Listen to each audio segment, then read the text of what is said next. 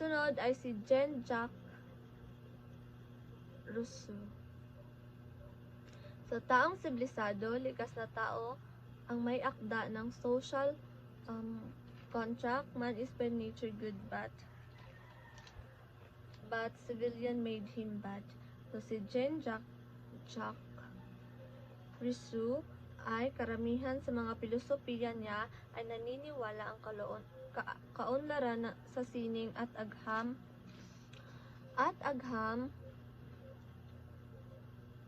ay magbibigay ng pagbabago sa buhay ng tao.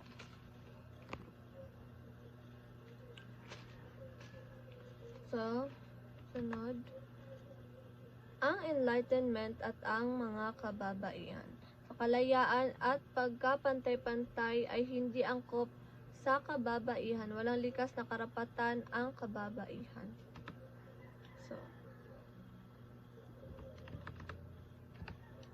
Mary Wollstonecraft, kanyang inanggap na ang unang obligasyon ng mga kababaihan ay ang kanyang pagiging ina.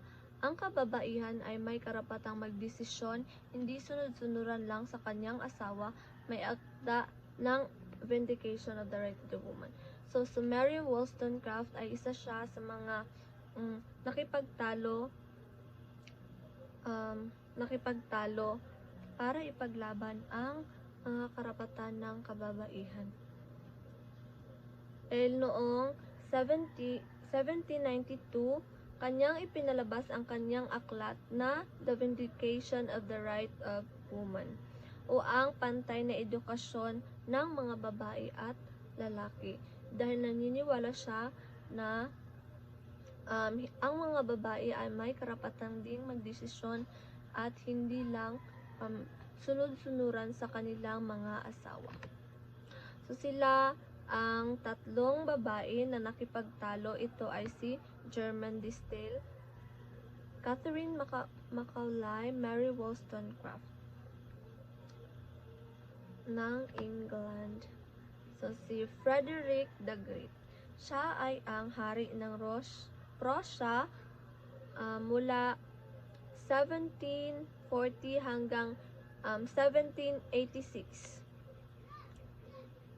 Hinangaan ni Frederick C. Voltaire.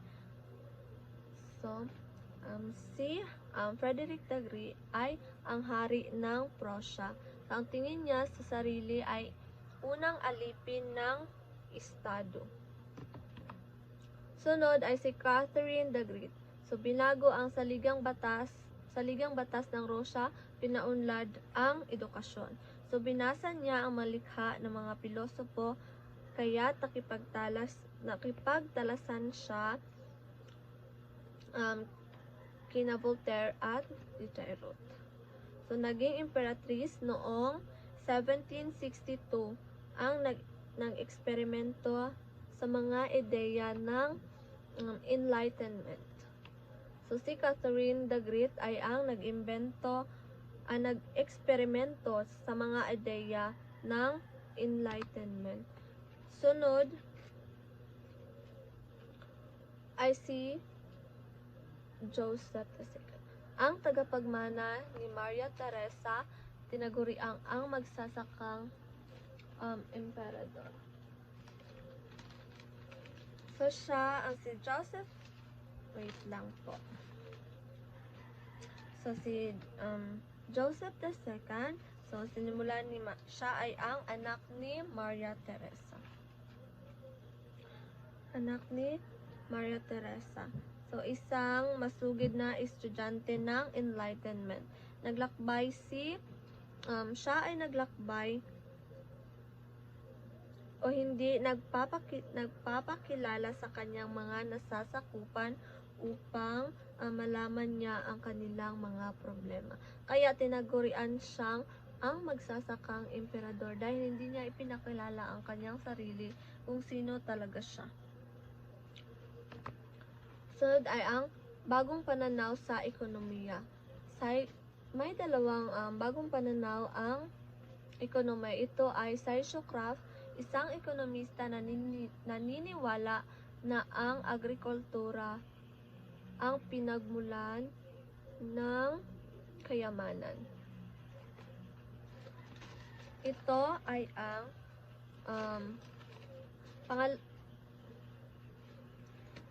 ang naghahanap ng mga likas na batas upang bigyang katwiran ang sistemang ekonomiko. Sunod ay laissez-faire. Ito ay ang pagninegosyo na maliit o walang pakikialam ng gobyerno o ang let alone policy.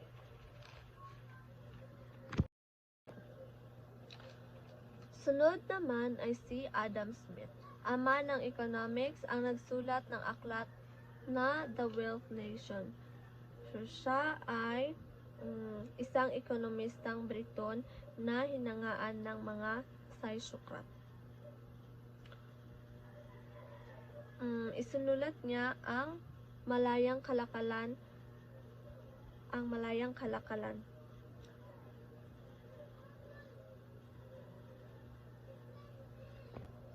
Sunod naman ay ang Rebolusyong Siyentipiko.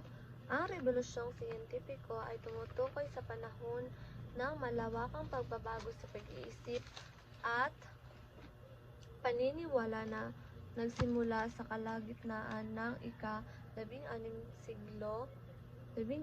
siglo hanggang 17 siglo.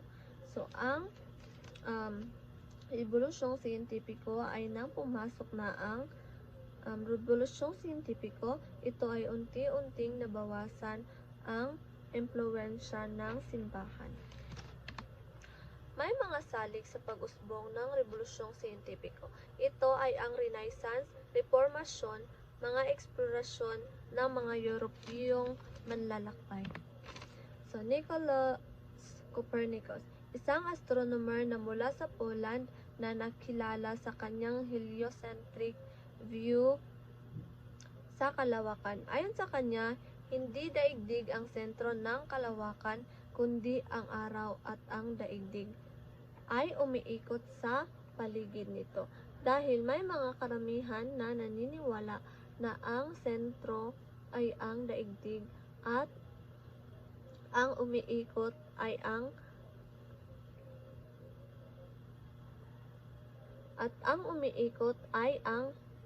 daigdig. So, kumbaga, yung araw ay nasa gitna at yung araw ay siya ang umiikot sa paligid at hindi yung mundo ay nasa gitna at yung araw ay siya ang umiikot sa mundo. So, Johannes Kepler, isang Aleman na astronomer na tuklasan niya ang paggalaw ng isang planeta sa orbit ay bumibilis habang lumalapit ito sa araw. So, Isaac Newton, isang English mathematician na natuklasan niya ang law of gravity bilang paliwanag sa paggalaw ng planeta. So, ipinaliwanag ni Newton na ang lahat ng bagay ay mula sa mga planeta hanggang sa maliliit na bagay ay sumusunod sa batas ng gravity at inertia.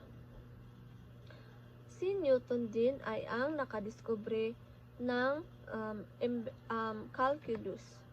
So, René Descartes. Isang pilosopo at mathematician ng French, ipinaliwanag niya ang mga suliranin sa agham at filosofiya gamit ang pamamarang matematikal. Tanyag sa kanyang linyang cogito ergo sum, or I think, therefore I am. So, para sa inyo, sino ba itong nasa larawan na ito? So, ito ay si Galileo Galilei. Siya ay ang nakadiskubre o nakaimbento ng teleskopya. So, ginamit niya ito sa pag-aaral ng kalawakan. At yun lamang po, maraming salamat.